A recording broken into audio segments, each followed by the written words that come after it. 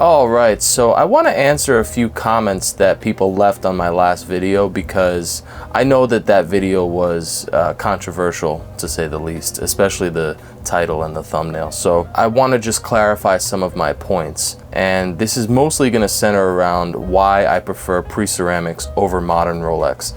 And you know, I talk about that a lot, but I want to get that point across in a clear and concise way. So to do that, I'm going to respond to a few comments, and the first one is from Watch's Journey. He says, don't go pre-ceramic / vintage just to be able to get a Rolex watch. Pre-ceramic also comes with a premium, and you have to do a lot of due diligence on parts and originality. I would rather get the phased out 40mm ceramic sub instead, just a better watch in my opinion.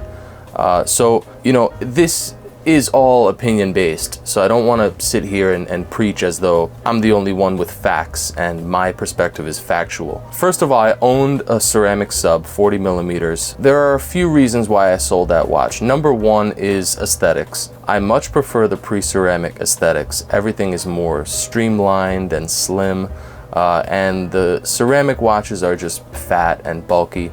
And I respect them and I like them in their own right, but for me personally, to spend my money on it and to have it on my wrist daily, I prefer the pre-ceramics. And a huge part of that is proportions. The proportions of the modern subs, even though they have slimmed down the lugs and, you know, made the case 41mm, I still don't like the overall look of the watch, which is a fatter, thicker watch. Everything is just clunkier. And a lot of people, a lot of modern Rolex proponents will say that pre-ceramic watches feel very light and flimsy and cheap.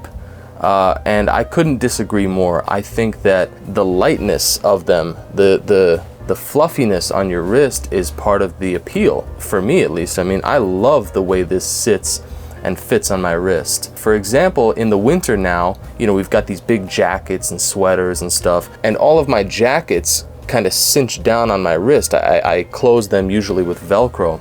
And when I had my ceramic sub in the winter, I felt it on my wrist. It was uncomfortable. If I ever had to put my wrist up or my hand up against something and bend my wrist like that, it hurt my hand. It pressed up against my hand and my wrist, and it was just big and clunky.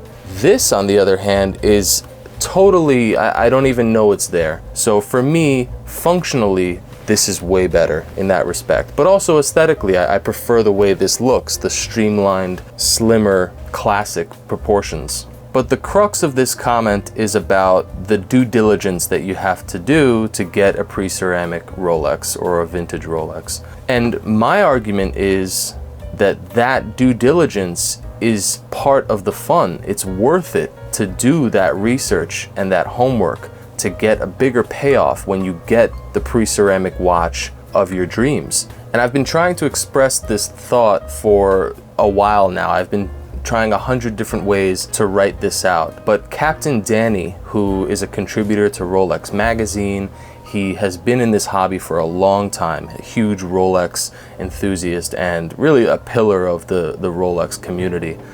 He left a comment on my video summarizing it perfectly. He says, it takes money to buy modern Rolex. It takes knowledge to buy vintage Rolex.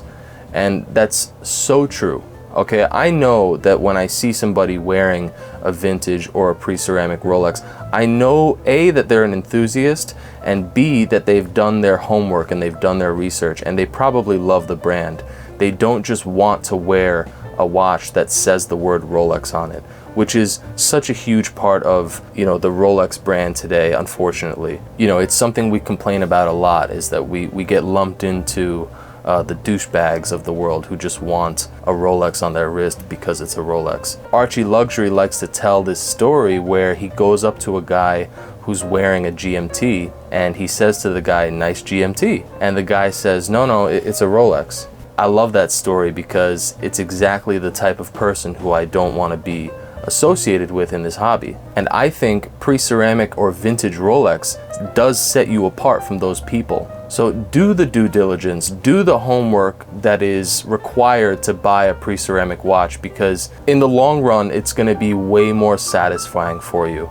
It's not just a matter of setting your money down and buying the modern Rolex. And that is a benefit of modern Rolex. Let me be clear about this. For somebody who doesn't want the hassle, somebody who is not infatuated with this brand and just wants a Rolex on their wrist, absolutely modern Rolex is the way to go, because you don't have to think about it. You can go into any gray market dealer and set your money down and get a modern Rolex that is gonna work, and it's gonna last, and it's gonna be reliable. You know, it'll be perfectly fine for your life. But for me, that's boring. I don't want that. You know, there's no thrill in that. There's no hunt. I think if you love the brand and you wanna get into all the beautiful quirks of Rolex, pre-ceramic is where you're gonna find those beautiful quirks. So I hope that's clear. It takes money to buy modern Rolex, but it takes knowledge to buy vintage Rolex.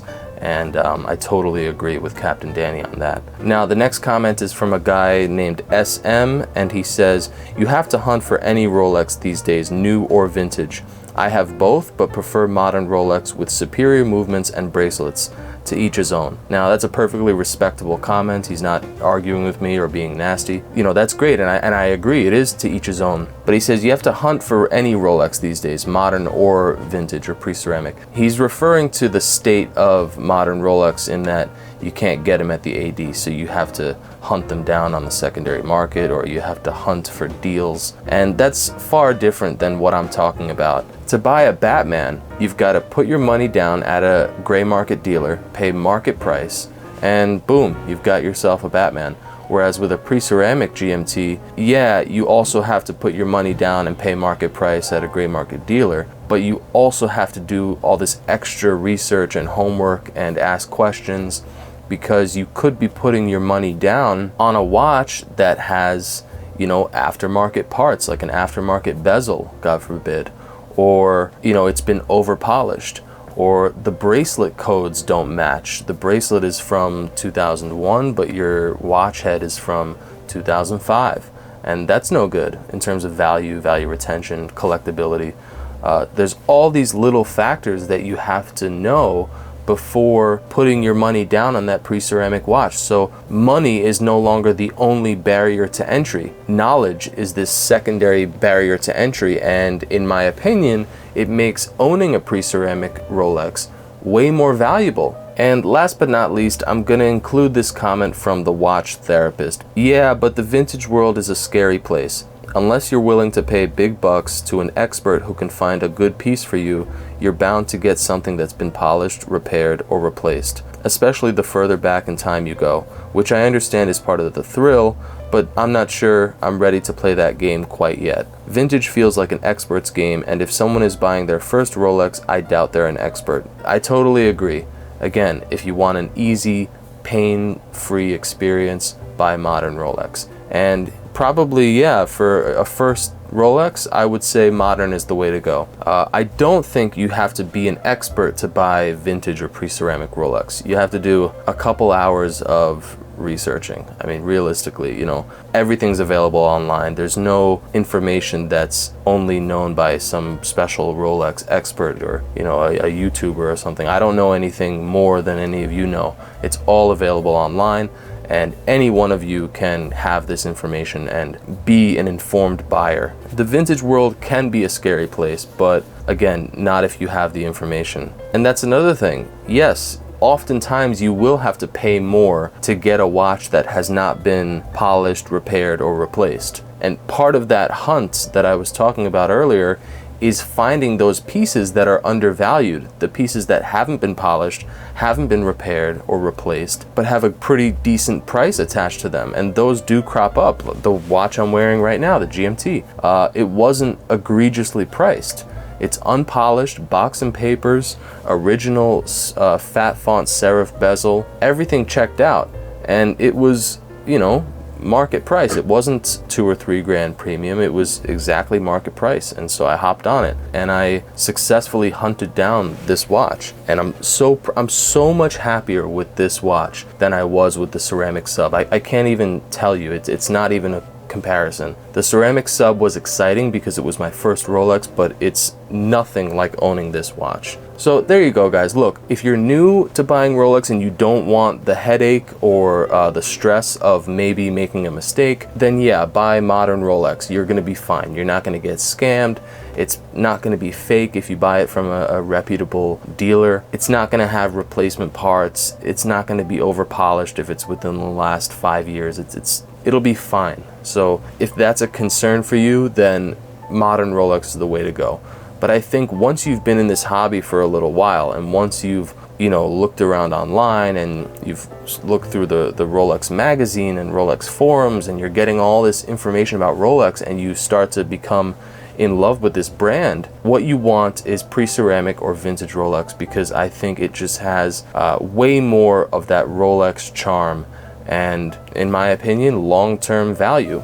So anyway, let me know what you think in the comments. I am curious, and I do respond to most every comment. So let me know what you think, and until next time, peace out.